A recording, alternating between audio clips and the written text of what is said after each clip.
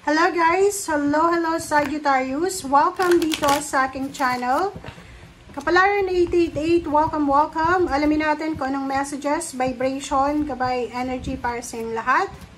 Alamin natin, Sagittarius, kung ano ang message sa iyo ng baraha for the last week of July 2025. Tingnan natin, Sagittarius. Okay. First card mo dito is number 3. So maybe you are celebrating a wedding anniversaries.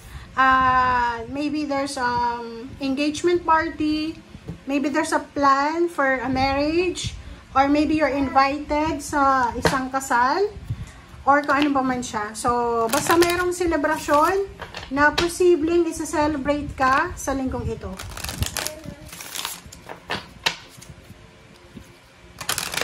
Okay, so tingnan natin sa second deck kung ano ang message na para sa'yo. Okay, Sagittarius.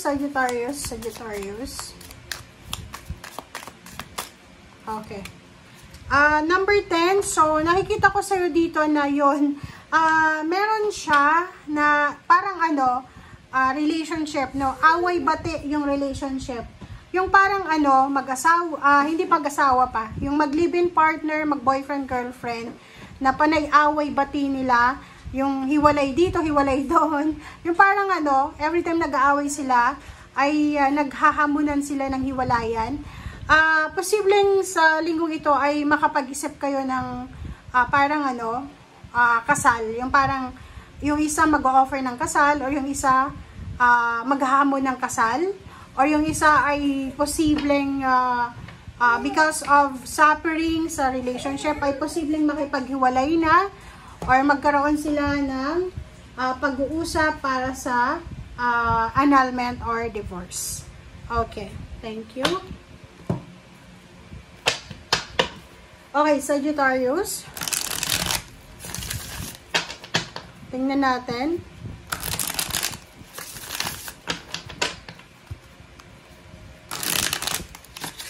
Oops, sorry.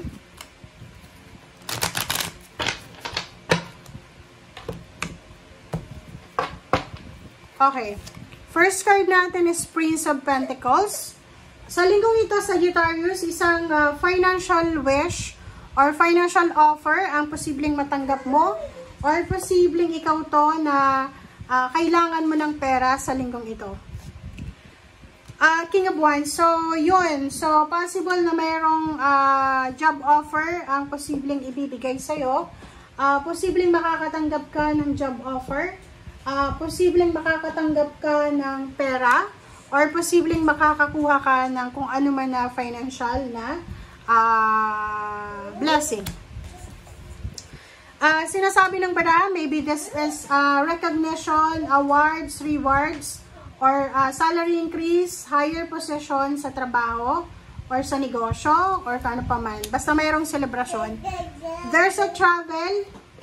There's a movement, there's a change of residence, change of career, change of business, or change of mindset, lalo na sa pera. The High Priestess, sinasabi ng baraha na maraming, kumbaga, lihim na or sekreto ang posibleng mabunyag. Ihanda mo ang sarili mo, Sagittarius, kasi marami kang kwento na malalaman na sinekreto sa'yo. And the World card, sinasabi ng baraha na may accomplishment ka na posibleng mangyari sa linggong ito. Kumbaga, meron kang sinimulan na matatapos mo sa linggong ito. Princess of Swords, merong job offer from international or from far places. And nakikita ko sa'yo dito, Sagittarius, na may mga tao sa paligid mo na humahad lang. Okay? And Temperance, sinasabi ng baraha na napaka-importante yung pagiging mapasensya, lalo na sa linggong ito, kasi maraming mga tao na nakatingin sa'yo eh. Ang dami-dami nilang mga gustong parang kunin sa'yo. Okay?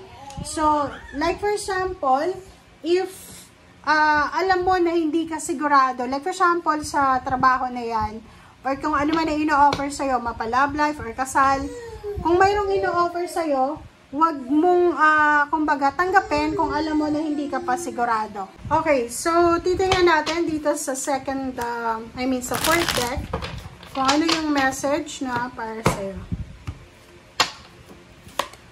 Okay, so Three of Pentacles. Three of Pentacles is all about business partnership, collaboration, or anything na with someone. Okay?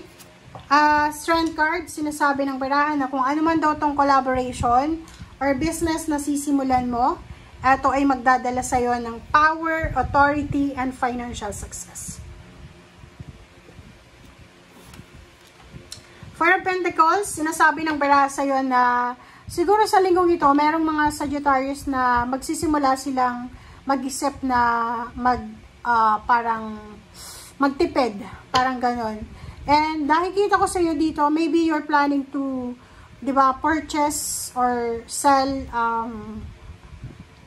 car, or pwedeng may bala kang bumili ng ticket, plane ticket, or ano pa man. So, may kailangan kang pag-ipunan. So, double confirmation yung Temperance. Sinasabi ng Temperance na yan na napaka-importante sa inyo na maging mapasensya kayo. In terms of money, maging matipid. In terms of emotion, umiwas sa gulo, umiwas sa tukso ng pakikipag-away, or umiwas sa mga taong alam mo na mahilig gumawa ng away.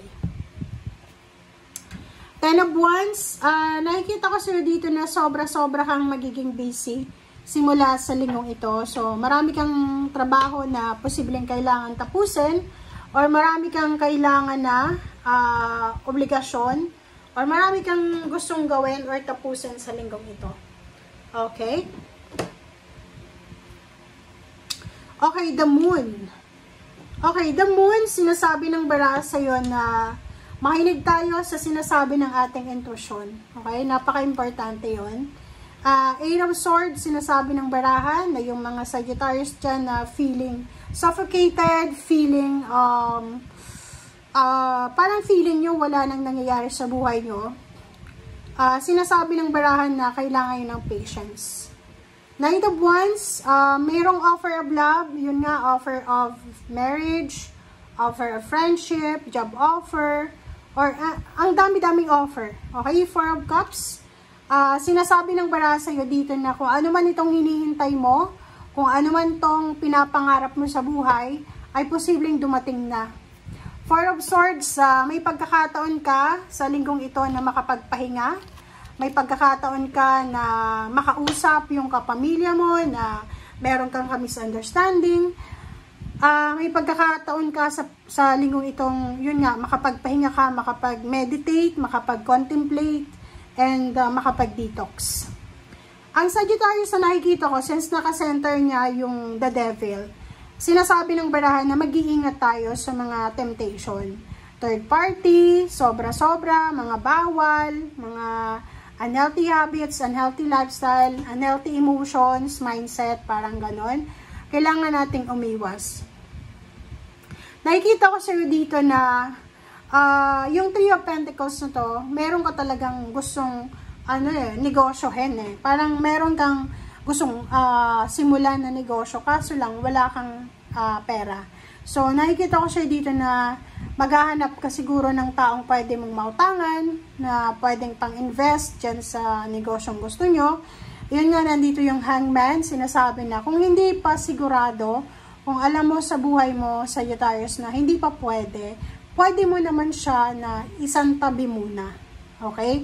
Kasi, ang nakikita ko sa'yo dito, may kailangan kang bigyan ng focus. Yung parang, wag masyadong mataas muna yung pangarap sa ngayon. Okay lang mangarap pero hindi yung sobrang taas na madidisappoint ka sa result. Dapat, just go with the flow while working for your dreams. Yung parang dahan-dahan lang tayo. Yung alam natin na makukuha natin yan sa tamang paraan, sa tamang panahon.